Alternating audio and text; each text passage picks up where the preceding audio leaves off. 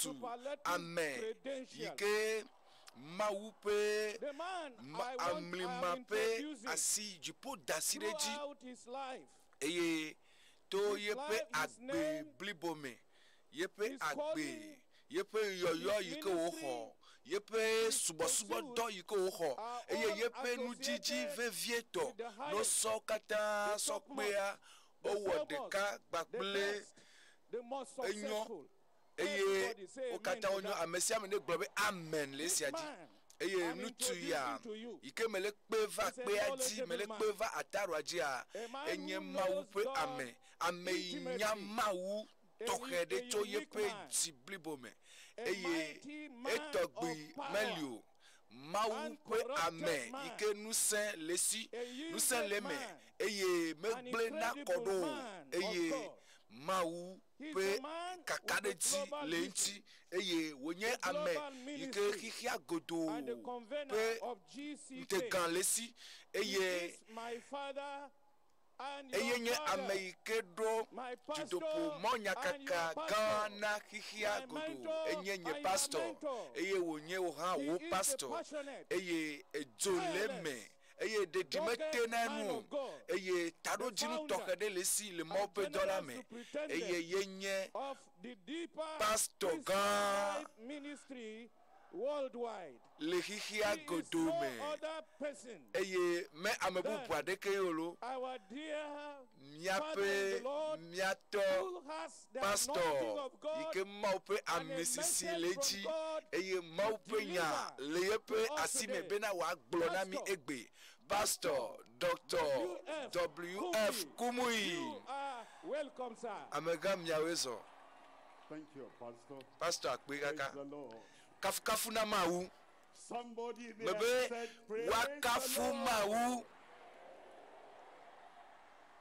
I'm happy to have you here. Mekpa jijonto bena ne letoji. Ne de me letoji wa renu kamnyati mao. Kake le fiensia comes to you. Nous penya ma gbenao e agbe atro bobe agbenye atro bobe agbenye atro gbela. I don't worry about the things happening around you. Ye metiti na enu le fame le tio alonu le jole ahaoti fifia ye metiti na o ela bena etijajaja to jipo akode ju ye jipo pe etijaja ye gadede pe etijaja enye dede papa pe etijaja enye nusen pe etijaja de amesia meji fikanelo fofo le Yesu pe nkose selame miede akpeno la bena gbakple o la no kata le bobwe eye le fiesia mie kadeji bena na demia de méthode de sia de gbo na demia pe luvome na demia pe nuchila gbo na demia pe nono meyo metomiele eye nuga o ava mele mia pa gbo me de ka le Yesu pe nkome apeto me do gbera bena eyo kata nye wo nu gbedodo wo nya yikenye nu sempenya yikenye dasedidi penya na va e na dideji eye wa kpo me va la gbesi agbeme akpe no ela bena mie khodontia le Yesu pe nkome mie do gbedale mawu ne yira mi miatem anwanyi miatem aho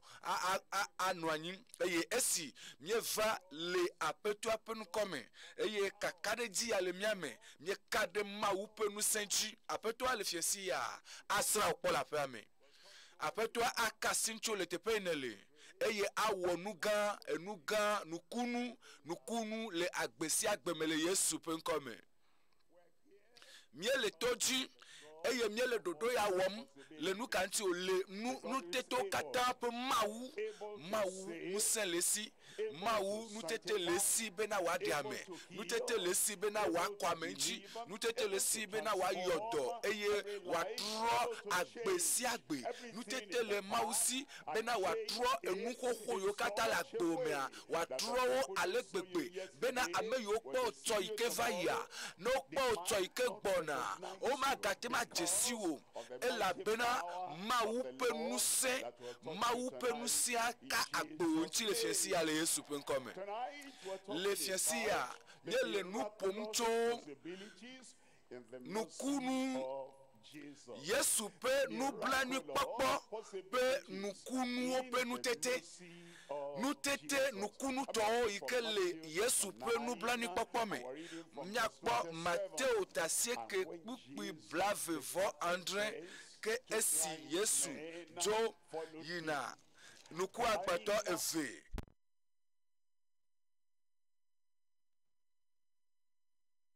le ɣli dom gblɔ bena David vi la kpɔ mia nublanui.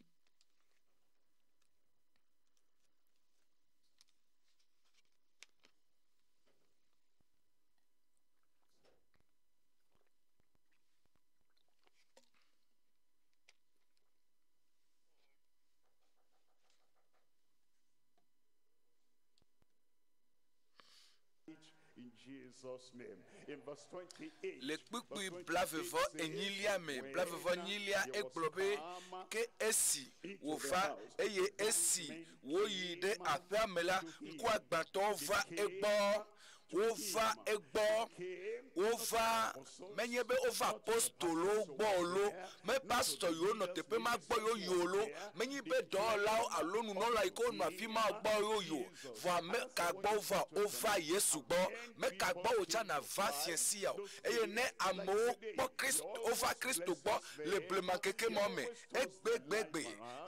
eyi ma mea Yesu trɔ woƒe agbe nenema wowɔ ne kokoko eye wowɔ na nublanikpɔkpɔ ƒe nukunu le woƒe agbe me eye fiasia esi wotsɔ va nenema ke wòtsa na va eye na va Yesu gbɔ eye nukunu nublanikpɔkpɔ ƒe nukunu ado go le teƒe kene le eye manɔ radioa gbɔ ase nya ya kakakakaka ava tsi radioa ko naneke madzɔ elabena Mawu ƒe nukunu nublanikpɔkpɔ ƒe nukunua egbɔna nɔ fiasia le Yesu ƒe ŋkɔme eye esi woyi ɖe aƒea me la ŋkuagbãtɔwo va Yesu gbɔ eye Yesu gblɔ na wo bena miexɔ se bena matem awɔ esia ma hã eye wogblɔ nɛ bena aƒetɔ le nya ɖe biam wò lo ebe kuxi ma yi ke le dziwoa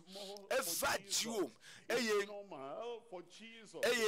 Yesu ya enye ele bɔbɔe ɖe nɛ bena wòakasi ŋutiwò eye wòaɖe dɔlélewo katã kuxiwo katã dɔlélewo katã yiwo katã le agbo me yiwo katã le fu wɔm woa Yesu aɖewo katã ɖa le agbo me eye nublanikpɔkpɔ ƒe Mawua akasi ŋutiwò ele biawo se bena ɖe miexɔe sea be enye Mawuvi be nye Kristo be nye ɖela la be nye yi ke nye aƒetɔ la ɖe miexɔe se be nye yi ke nye wò dɔwɔla kple wò ɖela ɖe nexɔe se be matem awɔ esia eye wogblɔ be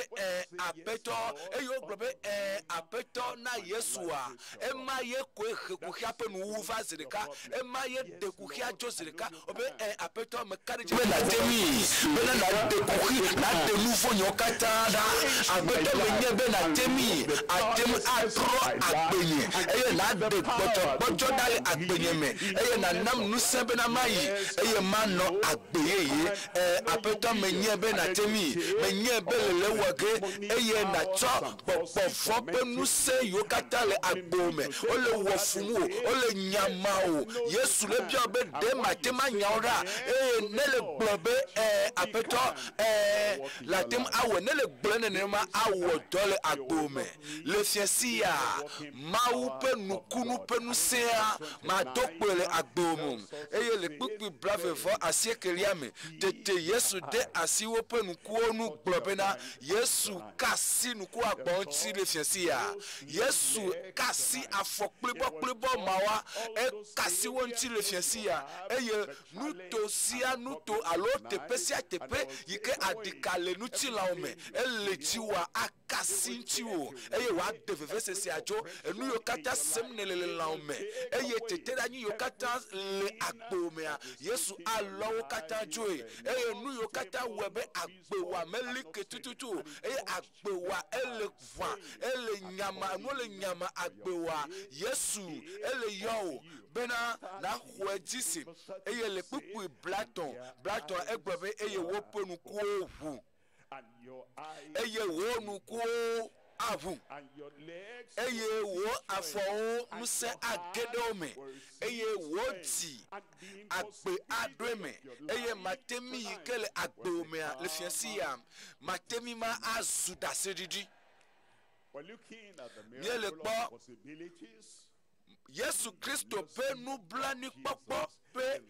nukunu ƒe nutetewo. Nukunu ƒe nutete yi ko le Kristo Yesu ƒe nublanuikpɔkpɔ me. Yesu ye nye eya ma ke etsɔ yi va yi egbe sɔ yi ɖe mavɔmavɔ me eye yeƒe nublanuikpɔkpɔ yeƒe dɔmetɔtrɔ ekpɔtɔ li nenema eye metrɔ o yeƒe nusẽ yeƒe lɔlɔ yeƒe dɔmetɔtrɔ wo katã nu yiwo katã nye Kristo Yesu ƒe dzena wo kpɔtɔ le nenema tututu etsɔ yi va yi egbe sɔ yi ɖe mavɔmavɔ me eye esi ne le to dzi ne le se ma aƒetɔa ƒe nublanuikpɔkpɔ ade gbɔ o yeƒe dɔmetɔtrɔ ado go le teƒe ma yeƒe ɖeɖekpɔkpɔ ado gbɔ le afi ma yi ke ne le eye agbe yeye agbe mabɔ asɔ asiwo le teƒe yi ke ne le eye wo nukunu dɔyɔyɔ ƒe nukunu gaɖeɖe ƒe nukunua asɔ asiwo fifi la le zã fiasi ya le Yesu ƒe ŋkɔme eye woƒe nukuwo ʋu They will open your eyes. aʋu wo nukuwo na wo. The miraculous possibilities in the mercy Nukunu ƒe nutete yiwo le Kristo Yesu ƒe nublanuikpɔkpɔ me enutɔwo ye mi la kpɔ enutɔ mi la kpɔ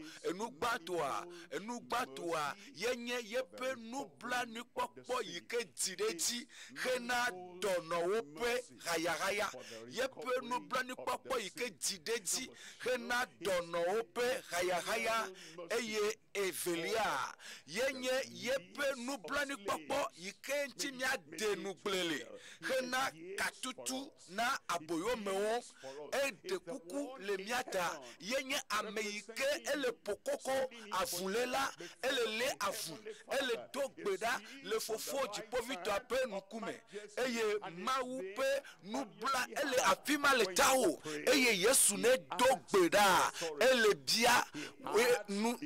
ne do gbe ɖa atsekpakpa su na esi tɔtete su na esi eye ele gblɔ be fofo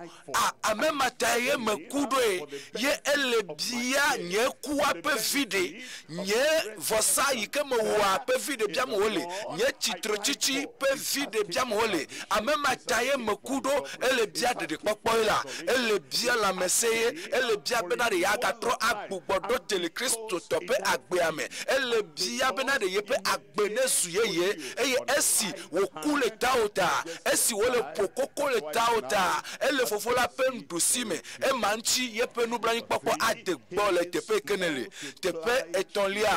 yenye yeƒe nublanuikpɔkpɔ gbogbo tɔwo hena luʋɔwo katã ƒe gbugbɔwɔ yeye yeƒe nublanuikpɔkpɔ geɖe hena luʋɔwo katã ƒe gbugbɔwɔ yeye aƒetɔ agbugbɔwɔ yeye le fiasi ya agbugbɔwɔ yeye agbugbɔ aɖo te eye enu yiwo katã dze bena sɔ asiwo le gbɔgbɔme ƒe agbewɔamea atrɔ tsɔ katã nɔ fiasi ya le Yesu ƒe ŋkɔme enugbãtɔa yenye yeƒe nublanuikpɔkpɔ yi ke dzi ɖe dzi hena dɔnɔwo ƒe hayahaya.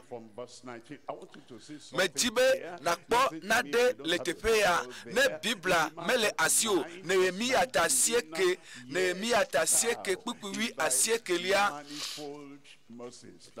yeƒe nublanuikpɔkpɔ yi ke dzi ɖe dzia aƒetɔa ƒe nublanuikpɔkpɔ ebe Mawu ye menye eye nyemetrɔ o eye yeƒe nublanuikpɔkpɔ edzi ɖe dzi na amewo le eyiyi ma me eye egbegbekea nenema ke yeƒe nublanuikpɔkpɔ ele dzi ɖe dzi na amegbetɔwo eye le eyiyi ma me yi ke wowɔe le blemaŋkekewo mea agatu kawo tsã egbe eye megble wo ɖi le gbea dzi o megble wo ɖi le gbea dzi o megble wo ɖe gbea dzi le wo nublanuikpɔkpɔ gã la ta alilikpododo la medzo le wo gbɔ le nukeke me o be wòakplɔ wo ato mɔ dzi eye dzo babla la megbe kekle na wo o le kpikpi blave ena wo gbɔgbɔ nyui la wo ne wòafia nuwo le yeƒe nublanuikpɔkpɔ yi ke dzi ɖe dzi yepe nublanui kpɔkpɔ gbogbo anu ebe mete wo ena wo gbɔgbɔ nyuie la wo ne wo fia nuwo mete wo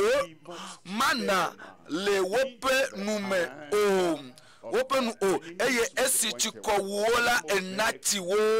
pebla nesɔn ne nyiwo le gbea dzi eye naɖeke mehia wo o wope avɔwo medo xoxo o wope esiwo do ɣli le xaxa me esiwo do ɣli eye le wo xaxa ƒe eyiyi me ne le do ɣli yɔ aƒetɔa eye ne fa vi na aƒetɔa eye ne gblɔ be o aƒetɔ xɔ nam eye ne do ɣli xɔ name ƒe ɣli ne le do ɣli ma aƒetɔa le yeƒe nublanui kpɔkpɔ gbogbo la nua atɔ na wo ase wo gbedodoɖa le dziƒo kpɔsia le yeƒe nublanui kpɔkpɔ gã la nu ena wo de la yi ke de wo tso woƒe futɔwo si me eye yeƒe aƒetɔa ƒe nublanui kpɔkpɔ gã la aɖe wo atsɔe ke wo eye aɖe nuvɔ ƒe kama yi ke bla woa nuvɔ ƒe kama yi ke bla wo da ɖea egbea tsɔtsɔke vovokpɔkpɔ xɔxɔpli kpakple ɖeɖekpɔkpɔ xɔxɔ tso aƒetɔa gbɔ medzi be nakpɔ Mateo ta blave eye maxle kpukpui blave Mateo ta blave kpukpui Platon egblɔ be kpɔɖa ame eve wonɔ anyi eye kpɔɖa nuku agbãtɔ eve wo bɔbɔ nɔ mɔto esi wose bena Yesu le wo ŋuti tom yina Yesu to ŋuti va yina wotsɔ gbɔgbɔ kɔkɔ kple ŋusẽ ke si na Yesu eye etsa hele nu nyuie wɔm eye wole ka tum ame yiwo dzi abosam du Yesu eto axawo dzi va yina fiasia mebe Yesu ema to axawo dzi va yina pipila eye aƒetɔa atsɔ dɔlélewo katã matemi yiwo katã le agbo me Yesu zɔ va yina eye wogblɔ na mi bena wodo ɣli gblɔ bena David vi la kpɔ mia nublanui menyi bena míedze ye o lo menyi be le míaƒe dɔnyui wɔ ŋuti o menyi be míaƒe enu kesinonuwo ye o megaƒo nu tso wo dɔmenyonyo ŋuti o ebe kpɔ nublanui nam megaƒo nu tso wo subɔsubɔ wo tsɔ sɔlemedede ŋuti o ebe kpɔ nublanui na mi wo David vi la mina miakpɔ kpukpui Platon ƒe ɖekelia le kpukpui Platon ƒe ɖekelia eye ameha la blu ɖe wo ta elabena woasi ɖoɖoe ke woawo la gado ɣli ɖe dzi gblɔ bena ame yiwo matem akpe ɖe wo ŋuti o ame siwo matem awɔ nukunua le woaƒe agbe me oa ame mawo va le gblɔ na nuku agbãtɔ be misi ɖoɖoe Satana mato nɔ be si ɖoɖoe o Satana ma miagblẽ na wo Satana yiwo me dzelawo ma mianu na wo o eye futɔ yiwo le ŋutsiwo le agbenɔ le ŋutsiwo abena xɔlɔwo enea woma mianu na wo nyenya nye nɔ enu wɔm wonɔ nu wɔm be abe xɔlɔwo ene nenyi be ne le bia na ɖe eye mesɔ asi o eye ne kpɔ gege ale gbegbe eye megatsi be yeagawɔ nua le go bubu ɖeke me be o kpɔ siɖoɖoe kpɔ megatsi dzi o gɔ hã ne anatema xɔ na ɖe le amea gbɔ tsa mele ŋku lé le amea ŋuti o vɔa ame yawo mezi ɖoɖoe o kaka va na si me woƒe nukunua va ɖo wotsa ma si ɖoɖoe o eye womezi ɖoɖoe o kaka va na si me aƒetɔa ƒe ŋusẽ eka wo ŋuti wotsa ma si ɖoɖoe o abosam ma mianu na wo le gbedodoɖa ƒe yi o gblɔ be amen mebe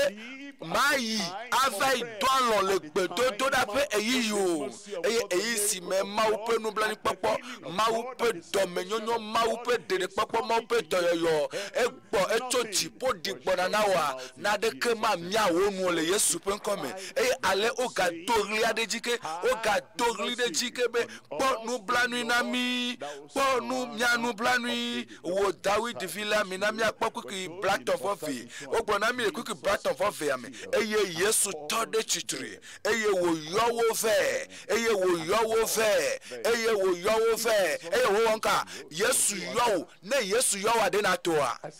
mebe de ne Yesu yɔ wa na tɔ ma hã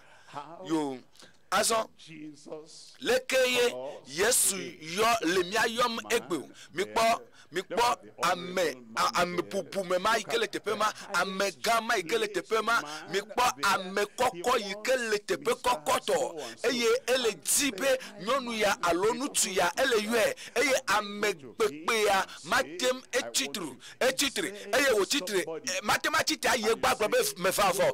edo ame ɖe bena ɖe yi ne la va gbɔ na ŋutsu ya alo nyɔnu ya bena be enye bubu me ya leke mele yɔm mele nyɔnu ma yɔm mele ŋutsu ma yɔm eye ame dɔdɔa ela va yi ɖo ela gblɔ be aƒetɔ ebe amegã ebe bubu me ya leke ya ele yɔ o eye ŋutsu ma atitre elabena enye bena ame dɔdɔa amegã bubu me ye dɔe ɖo ɖa eye akplɔ ame dɔdɔ ma ɖo eye wòava yi ge ɖe kpekpe ame kpekpea alo amegã ma gbɔ nuka gbɔ mele na mi o azɔ ne Yesu le ame yɔm egbea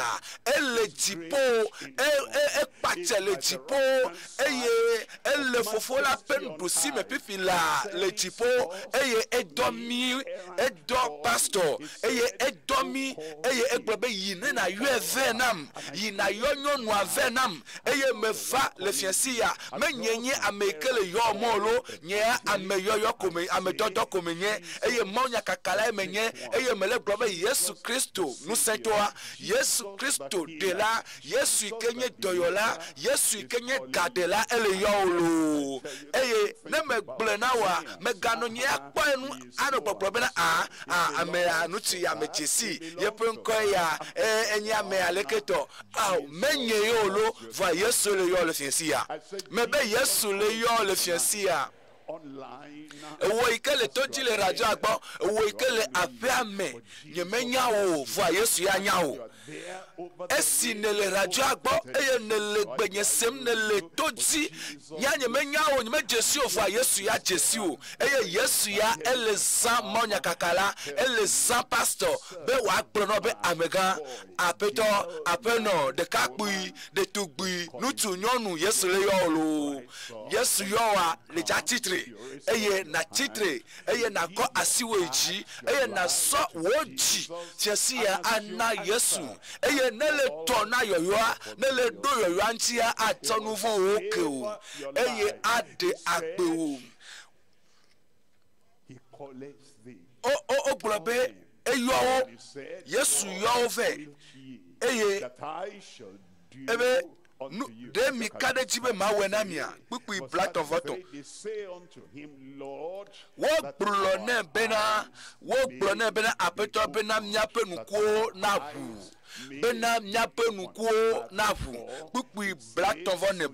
ne eye Yesu ƒe dɔme trɔ ɖe wo nu yenye enu yi dim wole tututu dɔmetɔtrɔ nublanuikpɔkpɔ Mawu ƒe lɔlɔ yi ke ɖi tso dziƒo eye yeƒe lɔlɔ ma eye ɖena mi yeƒe lɔlɔ ye nana mi xɔxɔ yeƒe lɔlɔ ma ye yɔna dɔ mi yeƒe lɔlɔ ma eye ɖena vevesesea dzo eye ɖena dɔlélia kpakple xaxa da le miaƒe ŋutilã me eye eƒe dɔme trɔ ɖe wo ŋuti eye wòde asi woƒe nukuwo nu eye enumake wokpɔ nu eye wodze eyome leke wodze Yesu yome le nuwuwua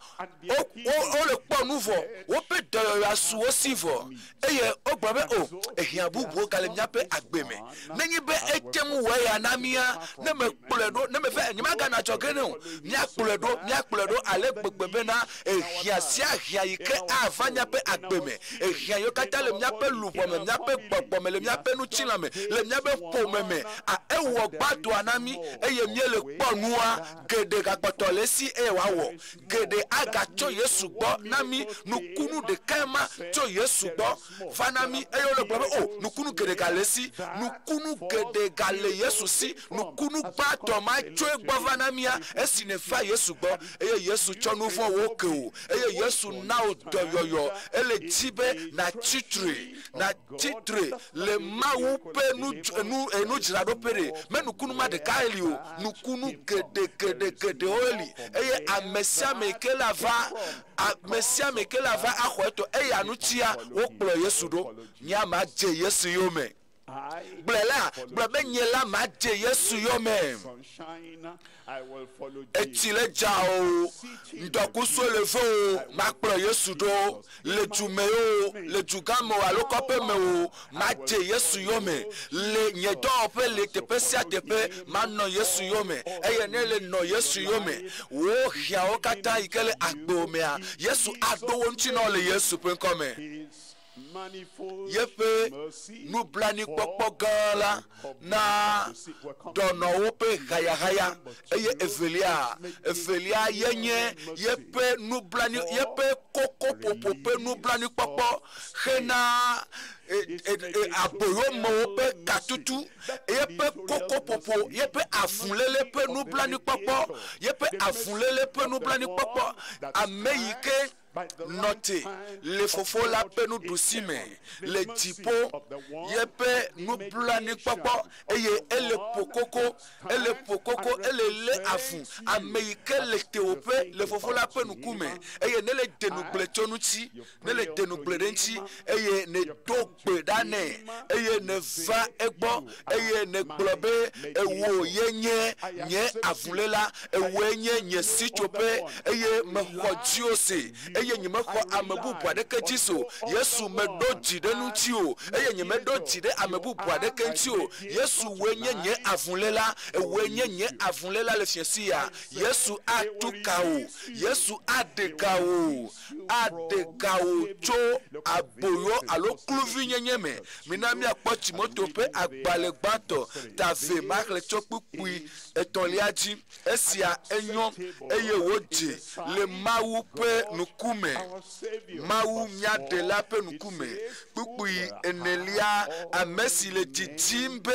woaxɔ na wo amewo katã Mawu le didim be woaxɔ na amewo katã ele dzi esia nye yeƒe didi ele dzi be amegbetɔ katã ewo yi ke le teƒe ma ewo yi ke le aƒea me ewo yi ke le fiasia me ewo yi ke le afi sia afi yi ke ne le Mawu le dzi be amewo katã nakpɔ xɔxɔ woava nyateƒe la ƒe sidzedze la me gba nakpɔ ɖeɖe gba nakpɔ xɔxɔ eye nekpɔ xɔxɔ vɔ la nadze eyome le nyateƒea ƒe sidzedze me nyateƒea yi ke ɖena game nyateƒe yi ke nye yeƒe ɖeɖekpɔkpɔ ƒe nyateƒe yeƒe dzɔdzɔenyenye ƒe nyateƒe yeƒe ɖeɖefia ƒe nyateƒe esi woɖe mi vɔ la mele dzi be yeaɖe asi mi ɖe teƒe ma amexɔkpɔwɔ gadzi vɔ no dzi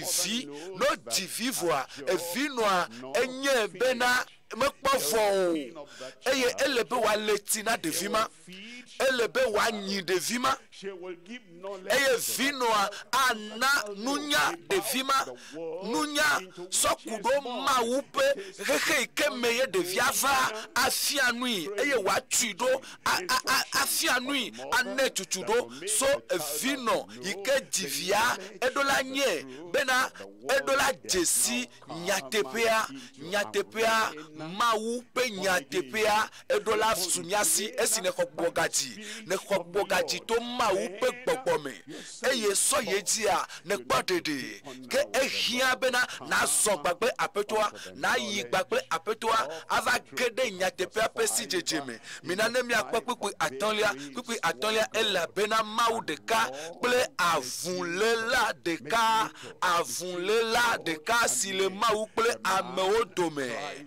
signé ame Kristo Yesu la ko eli kpukui adelia egblona mi bena ame si tso edokui na ame si tso edokui na abe fehehe de amewo kata de tawo de tanye de ame si o le toji ame yo le gbonye ame yo le tepe si atepe etso dokui hena abe fehehe de amewo kata tala ene signé dasedidi le yentope eyi Efeso to tavi makli chokpu pipato eye wo gbo agbemiawo ha wo gbo agbemiawo ha e di agbemiame e fomi de chitre e gbugbo miji amesi onye amekuku le jidada o plenu vo me e le pipi feliame e gbobe esi o me mie sona leta le hihe si amepe ngoli yepe ngoli le nu ngoli lenu le yame nous pe fia signé gbogbo si le nous sem azon le viseto melanu le viseto me note gbo mi gbo si ada nye kluviona et to se sans for azon yepe avunlele pedoa yepe dede papa pedoa yepe ferera meta pedoa yepe nusen yepe fosa yeva va tout kami le tosese pe kluvinyenyeme azon enu gbatoa yenye agbe nye kude nu manchi nye kluvi na nade nye kluvi na nade atem anye aha alo nye kluvi na de eye mi matem ajole gbo eye kluvi nye ma ele gble miape agbe ele wumi eye miezu kluvi na enuma menono eye Kristo va igbagbe yepe afunlele a Kristo va eye wo tukami Kristo va eye wo demi Kristo va eye wo nabe mie kpofofo to kluvi kluvi nyenye mame nyenye kluvi na agbebada nono agbevlo nono eye amo agbebe o leke nutu ya leleko leke nyonu ya agbebada agbevlo ya lesi o enye kluvi ne eye matem adega ye todoki o mi matem adega mi adoki o apeto Yesu pe afunlele peto yiko wo le Calvary pe achiso kanti eye va tukami eye wodekami kluvi na agbebada nono agbevlo nono azo nyenye kluvi na amewu eye mime nye gbogbo meo eye miape ade miape nupopoa enye enu amewu penu eye miape ngbledede eye enu sianu ikemye wona enye nutila mepenu eye mienye kluvi na nutila pe agbenono eye Yesu Kristo va eye wo tukami eye wo demicho nutila pe agbenono me apeto atuka olefiesia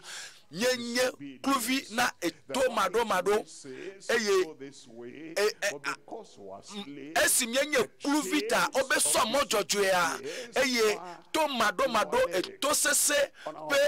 kosokoso le konami ele miape alo ele miape afo ele miape gbogbo ele miape lubo eye nyenye kluvi na tosese eye Kristo va abe avunlela ene eye Kristo globe mange kosokoso kata amen. Kristo be matuka ocho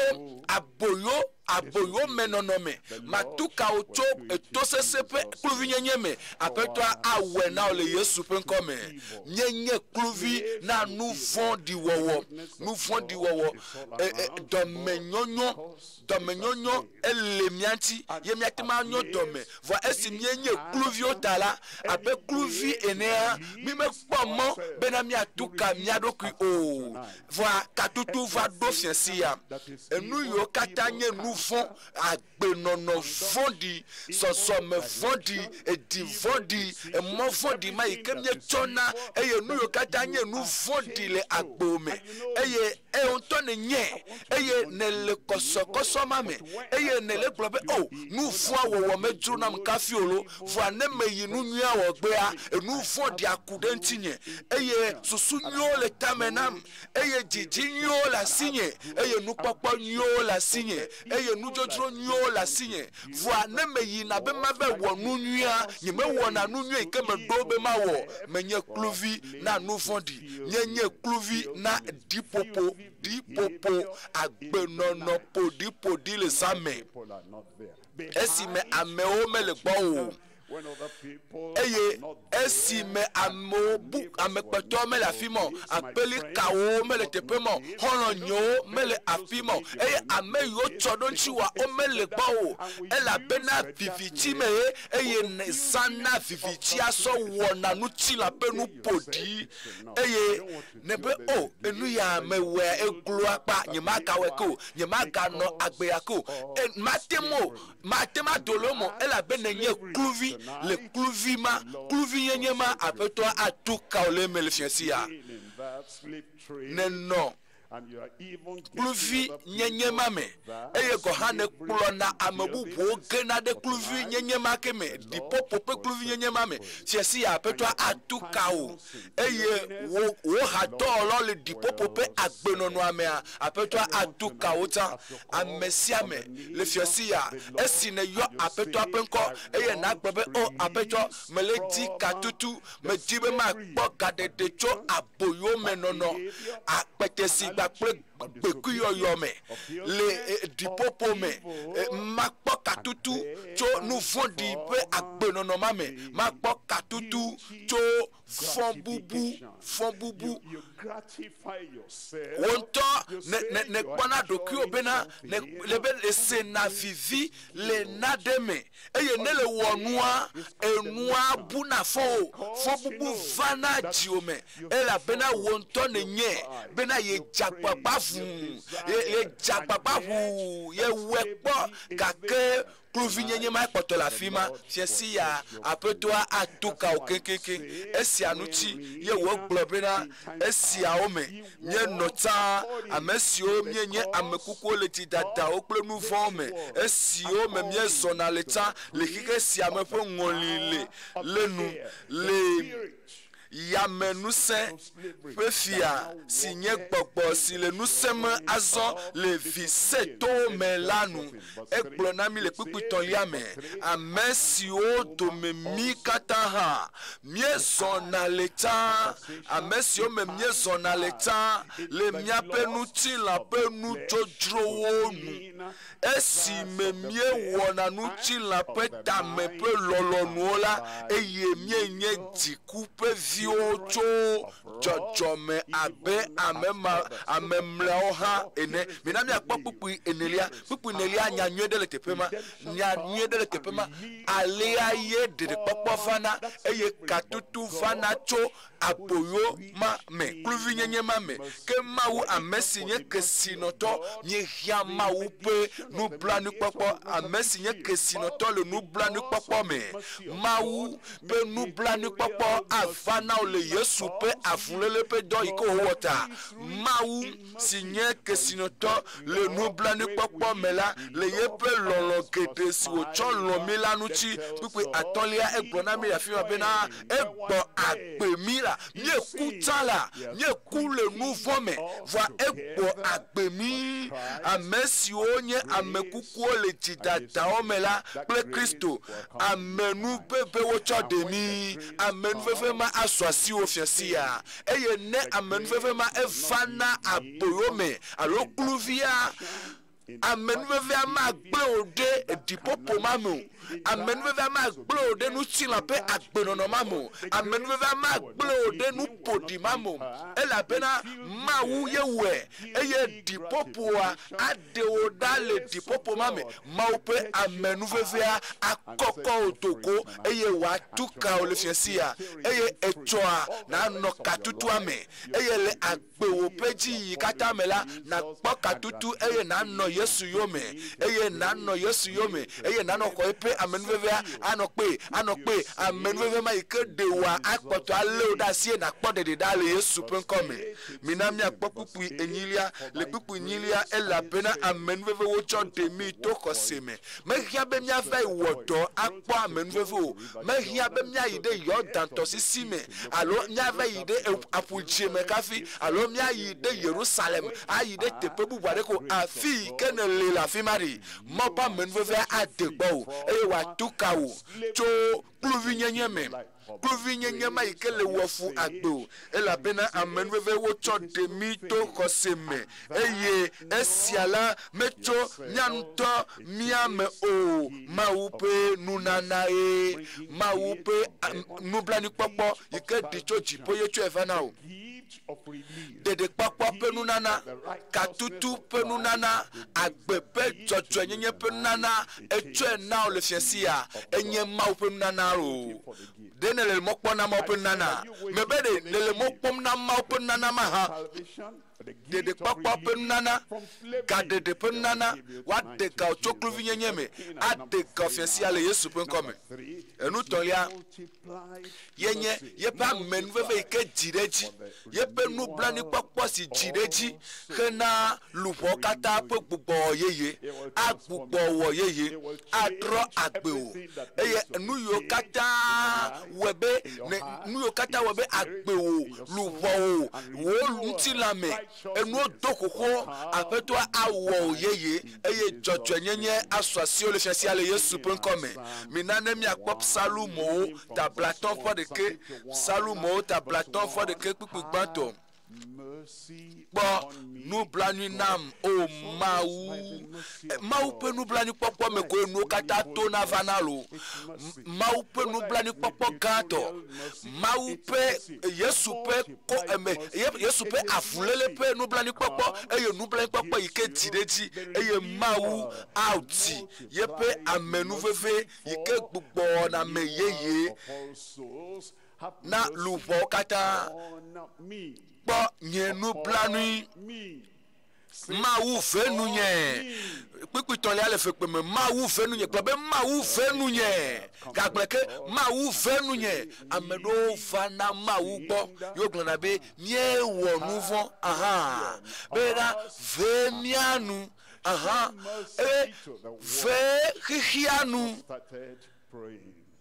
o kpɔtɔ le kpɔtɔ ɖe dzi ma lo o la gblɔ be mie katã ti kɔ le miawum natsi ame sia ame le anyigba dzi eye o le gblɔ be eye nana gbɔ ɖe me ame sia ame le xexea me mekpɔtɔ nubiabia o mekpɔtɔ nubiabia ele be na bia nua na wo ŋutɔ ɖokuiwo gbã ewoe nye ame yi ke le se babla yi ke me nelia kɔsɔkɔsɔ yi ke me nelia ewoe nya le ke kɔsɔkɔsɔ miawo eye ne le veve sem eye David va le gbe be mawu venu nye le wo dɔme nyonyo la nu venu nye le wo dɔme nyonyo gbogbo la nu le wo nublanui kpɔkpɔ sɔgbɔ la nu le wo nublanui kpɔkpɔ sɔgbɔ la nu tutu nye dzidadawo ɖaa eye le kpukpui enelia me le fegbe me egblɔ be le tsi nam keŋkeŋkeŋ tso nye vodada me eye naklɔ nu nye tso nye nu vɔ̃ me ema ɖe ne le yɔm mawu le nene ƒe mɔa dzi eye ne bia na wo ŋutɔ ɖokuiwo gbã aƒetɔ atsɔ nu vɔ̃wo katã ke wo mina miakpɔ kpukpui wi evelia le fegbe me mawu wɔ dzidzadze aɖe nam eva mawu gbɔ ɖe ele gblɔ be mawu wɔ dzidzadze aɖe nam wɔ dzidzadze aɖe nam eye nade gbɔgbɔ yeye si li ke la menye eye ne le bia le fiasia mawu ma gbe etoɖoɖo aƒetɔa ƒe ɖeɖekpɔkpɔ ɖe enye na sɔheviwo enye na ametitiwo enye na ɖetugbiwo kpakple ɖekadzewo eye enye ŋutsu kpakple nyɔnutɔ eye enye na ame takpowo ame kɔkɔwo ame kpekpewo wo ŋutɔ ne nye be le wɔ nu vɔ̃ eye ne va aƒetɔ la gbɔ eye ne gblɔ be mawu mehiã bena ɖe natsɔ nu vɔ̃ nyɔ akem mehiã mele dzi bena natu kam le aboyo kluvi nyenye ma me mele dzi bena ɖe gbogbo yeye ne ge ɖe luʋɔnye me mina ne miakpɔ psalmo alofa ɖeka kple etɔ̃ psalmo alofa ɖeka kple etɔ̃ kpukpui gbãtɔ ebe luʋɔnye kafu Yehowa eye nu sia nu si le menye la mi kafu yeƒe ŋkɔ kɔkɔe la luʋɔnye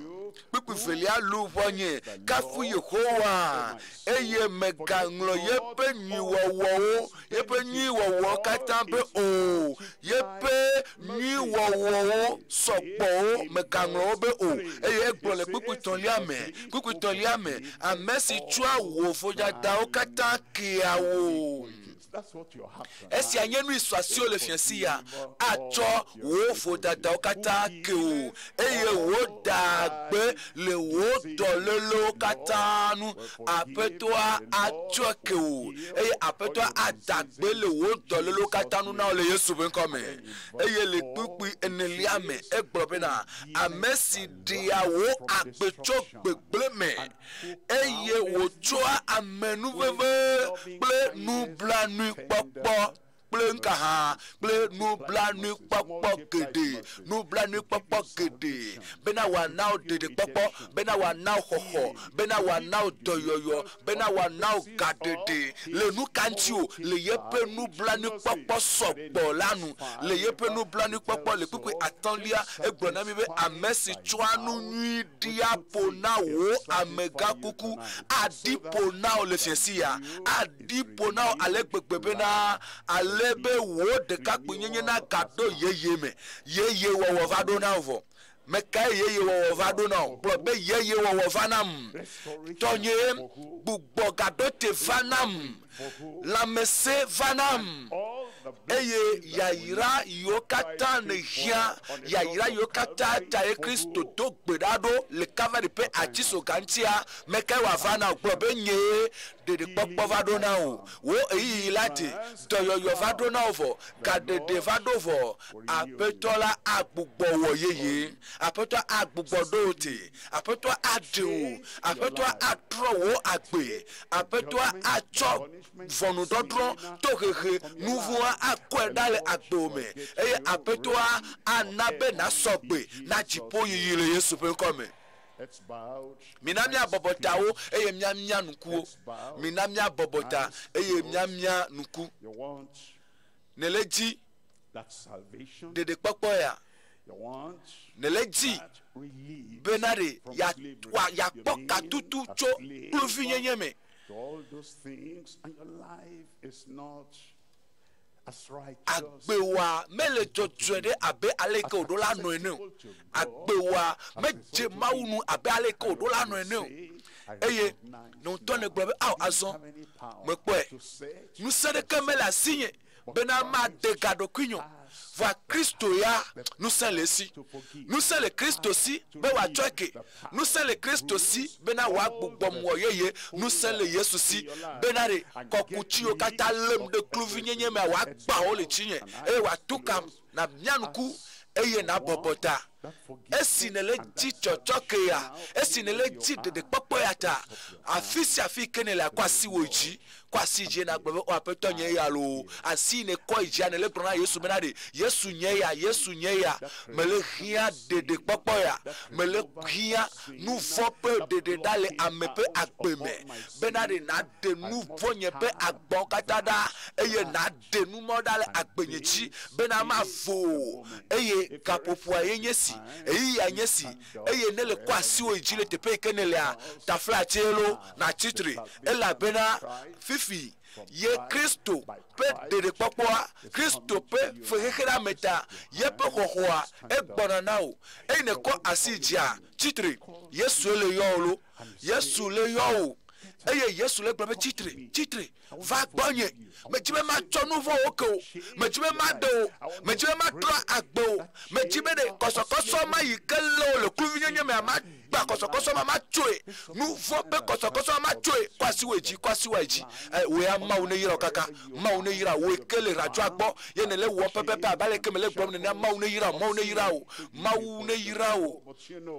wonto wenye tepe sia tepe kenele wonto ne nye le ajame le howame le hogawame enu ne wona churchi kemenele hai kemenele wonto ne nyanu ne wona kwasi wa ichi na gbabe ma wu nyenyesi Yehowa nyenyesi meleji hoho meleji dede papo meleji gbugbo wo yeye ko asiwa ichi na chitre ma to gbeda pede nti wa so fofo le Yesu penko sesela me do gbeda le amesiame yike le do wo yo anti pipila abeto me do gbeda be na twa akewo le Yesu penko me me do gbeda be na twa wo penuvon kata aye na lowo penuvon kata dalo pe agbeme na twa apu gbedem ye ma wo penu nwo be pe achapu ame be na ma ga don ku wo penuvon mo de me to de kejiko nuvon ma ga gbofa o gboko na gba na nuvon penu sandalo pe agbeji na de nuvon pe dipopo dalo wo pe agbeme apeto twa o penuvon ke o twa ke o na dewo na nawo agbeyeye le Kristo me to fiesi ati gohan le Yesu pe come wo gbogbo ne to da sedidi le wo pejime bena nuvon wa otweke o agbewa etrosia gbogbo kokko ne no dida se no bena apeto apo kokoso asiwo na nawo amenveve bena wa je Kristo yome wa pro Kristo do to azonji soyina wo de papa pejijo wo de papa penu chifafa de papa pejidudu twe na wo do to de de le Yesu pen come nie de akpena apeto ela bena mie nyebele tonami le Yesu pen come ye mie dokpe dale amen mawu ne yirawo novio honye poto no chitrenu mega ponno anyo esi ama hoyi fun na o alo meka pomovi wa yeko na to ye na ngolo ko ple ko ikemenele ba ple kapomo jesiwa na ngole achodede blaseke voton na de ko ple ne blaton vonyi mebe mega ponu anyo enu na wa ye konye be na cho alome kapomo viwa choe ewoyi wo lekepe afrodedia ene cho agbo na Kristo nuti fafa gere agbo me de popopo nukunua ye ma famele agbo me wonto ne nyebe Yesu yoyi ne nyebe ye tona Yesu pe yoyo enu na wo azon ye nyebe na anglonko na so alome kapomoa na nglonko ple koy kemenele doy ne wona kapomo jesiwa na twe adode blase ke voton na ngloe la nye message ye na nglo achodode blase ke voton na de ke oplene blaton vonyi la bena donc kwezilo nuko agbato yike Yesu dagbelo wonchi vo ike Yesu nabo tonu popo voa bibla gbabe o je yome ela bena onye bena neten wo gbato anayo a nukunu gede gakpoto le gbo ata o je Yesu yome jeji anchi Yesu yome jeji ape vevienya ya nchi wo le bena na nglonko bakple kapo mo jesi wa ple ko imenelia na ngule atema awe abe message ne na tue adode blase ke voton na de ko plene blaton vonyi bena wa kpere nchi na je Yesu yome alebe no kunu bato ma ikene hoa na gawa no kpoto ho ano bubu ho ela bena ehia gede la mekpoto pa gbeme fa Yesu ya ndodo kata legbo nele no yome a na no kpo ndodo kata anuchi ikene kwa sichi ne wesi acho jime bena maupenu blani popo ne degai maupenu blani popo ne tukai cho nouveau pe kluvinyeme chensi ya ewe na o edo cho nouveau pe kluvinyeme nouveau pe kosokoso cho nouveau pe kokuchi awo gbeda la gboji ne kpoka tutu ne kpoka tutu ane suma uvi vraiment ne suma uvi ma uvi Tsofonua, Chokapomoa, et Nanglonko, Baple Koimenel, Baple Capomo Jesua, et Nature, our message. Alors, Natema UFA, Agbabena, Yanni Matema, un message. Et à Tamelo, Bena de Melekoy à Lekeme, Oyonam Baleke, Capomo Jesia, et Nature,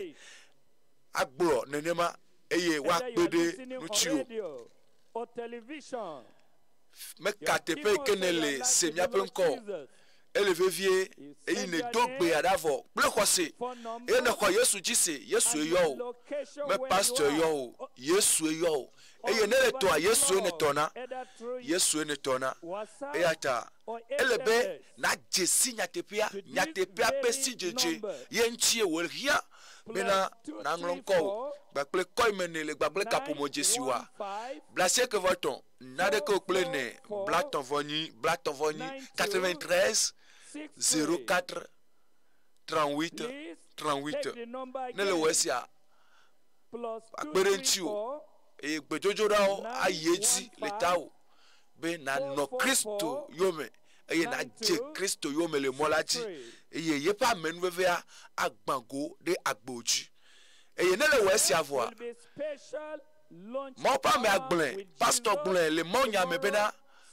Et il met à la vato jaja. Et il met nous kunu petit à toji jaja.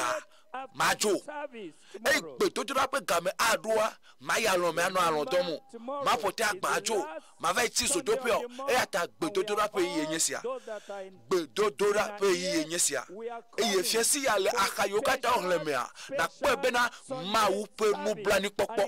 Ye die et moi son avana. Et attaque beto raji. Yesu. Pour nous blanina. Yesu. Venunye. Yesu. Venunye. Noglidom, no honame yom to jipo, dogli bena de jipo honame, jipo honame, jipo ahonao, dogli yo honame to jipo, me kakpo do ko be nyame de na soleme, o nyame nana enu olia, o nyame ina chocha sa ho, o nya me kakpo do ko ne ma agbande le tio, hade le tio, dogli yo jipo penu blani popo, be jipo ponu blani nam. Oh Yesu le bedom dans le tanye, Yesu le nyahomde akonam, Yesu. Togbera bena jipo ne veyenu, jipo ne ponu blaninae, eye nu blani popo ato jipo avanao, nu blani popo ato jipo avanao, gede gbedodorame, Yesu le bia onyare kara, ebe de le kare jibe matema wenawa, afo ma ike gbe azoli zozo, ye alowa chide ne ma nkuvi wa gbe ade, Yesu le bia be matema wea, blebe Yesu, la tema wenam, blene, Bono Yesu, menye benu se la sio, menye benu tete la sio, be na we, menye benu se la sio, Yesu Lord tolele ajoda agbenyeme, Yesu Lord bojo adale agbenyeme, agbenegere afonyeme, agbenegere alonyeme, agbenegere nukuvinyeme, agbenegere vigidonyeme, agbenegere pomeamenam, Yesu panu blanyina nye pome adogbera. Et il m'a opénu blani papa à canuchio. Le tepe que ne le gere bedodorame, be apeto, ne me la site de que le nuchiolo, ne gbe de konayram, ne gbe de konayodom, ne gbe de konatukam, ne le tukama, kafi mada silencio, ne le tukama, kafi mada silencio, Yesu, tukam, dogbera, gede bedodorame. Takpepe ya ikele me vama ma ule nukuno wom ela me beton pa betrom ele to lelo demda eyata menye li pore kemele ma unti na yepe nsi apeso dedo ne we ya ne demoneko dogbera David Villay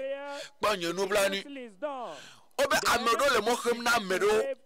nuko agbato le ji o le dole Yesu ye amedo va le mohem na obe kwa misirodui misi do du nene ma do ike wom ne la pa ma le mo ke no fifi bi na me ga to gbero Can you wave the ele mo ke no fifi bi na me ga to gbero fo a o we nyanu ike kosokoso ale ike kosokoso akama so bla wale ke kale duo ye ne le seveve a we nya e ata dogli yo apetwa panye nu blanu la Yesu panye nu blanu lo David Villa panye nu blanu amole dora ntolo amole pe adom dan toko amole dora ko o cha gere me duira ne le duira klo ko sia da sedidi la ba klero da sedidi le duira kaka duira voa e da sedidi aswasiwo ma usiamina ye pe dollar le gbegbe ma uso a Mississippi gbadrona ye pe dotola le gbegbe e ata dogbera Ezakpato a mautoji yirami nkeke velia mautoji yirami eye egbe yele nye nkeke tonlia nkeke tohe yenyegbe ezatohe de yenyegbe eya ta top igbe dogbera nukunu wa jemovo nukunu wa lemovo ele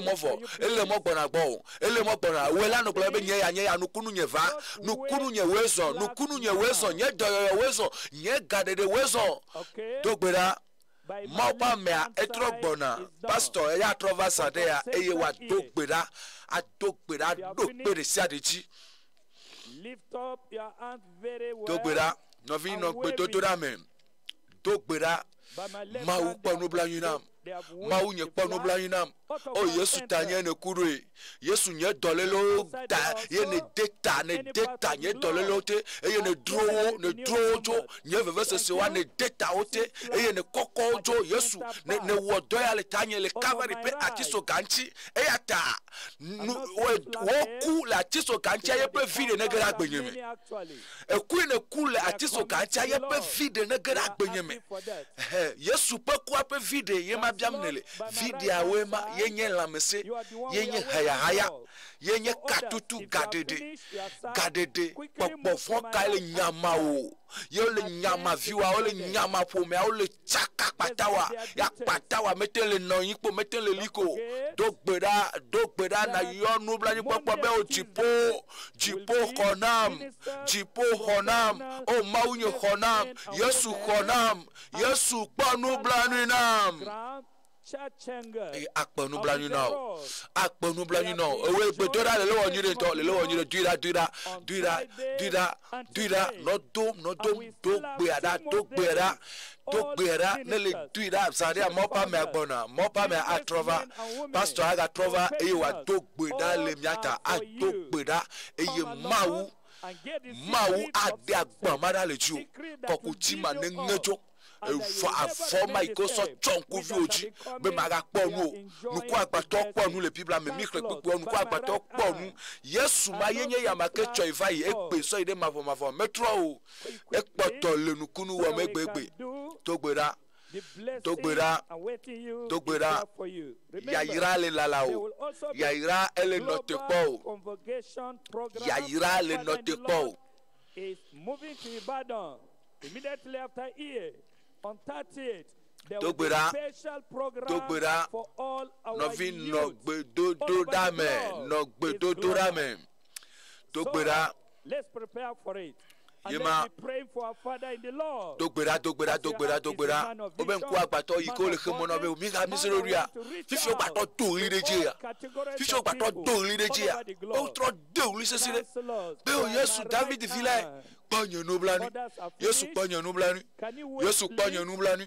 thank you very much. Our Father is ready now for me. Pastor Sogbe, Egbonavo, Chitre la pame, Chitre le kwame, Chitre te pekenele, Chitre. Papa Weson.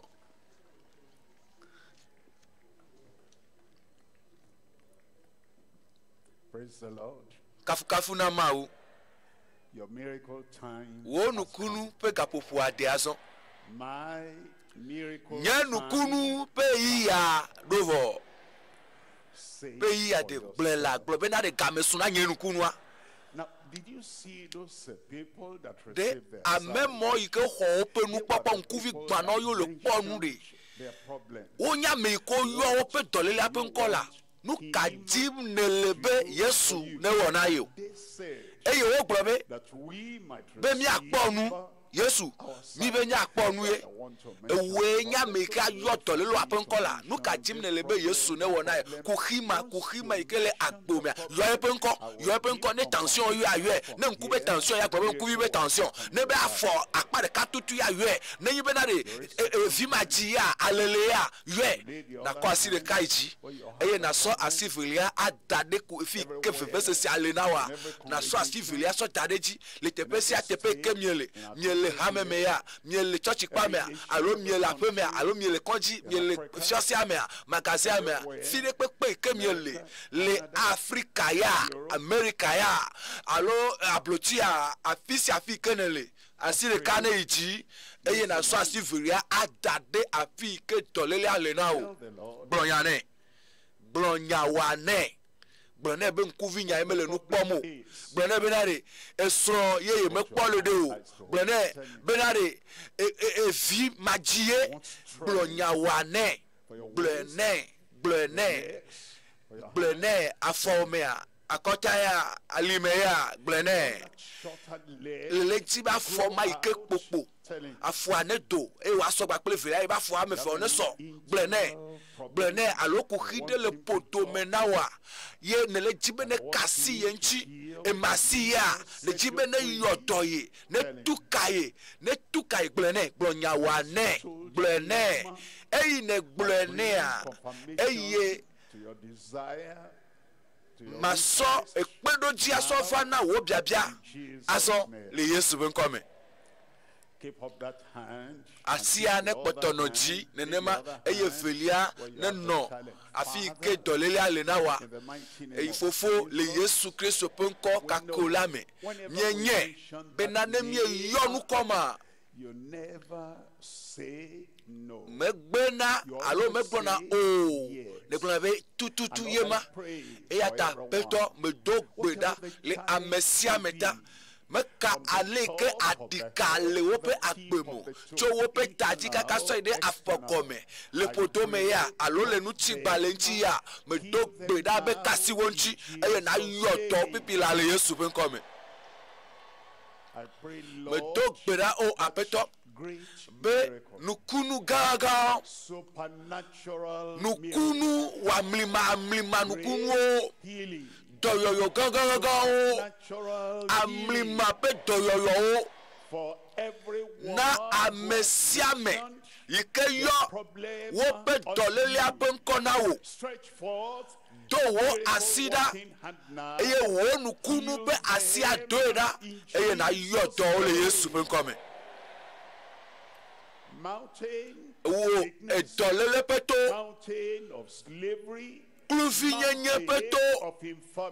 dɔléle ƒe eto kuxi yi ke nye dɔléle va tsi ame ƒe agbe me ƒe geɖewo me de se na wo dogo le Yesu ƒe ŋkɔ me tuka ame sia me tso ame yiwo le to dzi le radio gbɔ ame yiwo le kɔdzi ame yiwo le teƒe vovovowo wole woƒe aƒe me wole salon ye alo wova wɔ ɖeka le teƒe ɖe yiwo le ɖo to yiwo le se wo nukunu wo nublanuikpɔkpɔ ƒe nukunua ne de zɔ le woƒe agbe me mienye be le wɔ eva eme vɔ le Yesu ƒe ŋkɔ me medo gbe ɖa le. I got my own. Brɔbe tɔnya sɔsi ye. Brɔbe mele tɔnya. Brɔbe de tɔnya sɔsi ye. Dodo kí o gbọ́ àfi kùkìá lè náà san kùkìá ya jó vɔ eye nu ìmẹ̀tẹ́ wọ̀ nà tsá wa ne eto ku na osan azɔ ne le nu sem vɔ ne nuku egba na osan le nu kpɔm vɔ ne le kpli bɔ ye san na tema tsitre na zɔ asɔli eye nenye be eʋu do la me ŋuti eʋu le podome nuku podome ƒe dɔléle ɖe ya ememe ƒe dɔléle ɖe ya a dɔléle ma dzo vɔ le Yesu ƒe ŋkɔ me do ɖokuiwo kpɔ na do ɖokuiwo kpɔ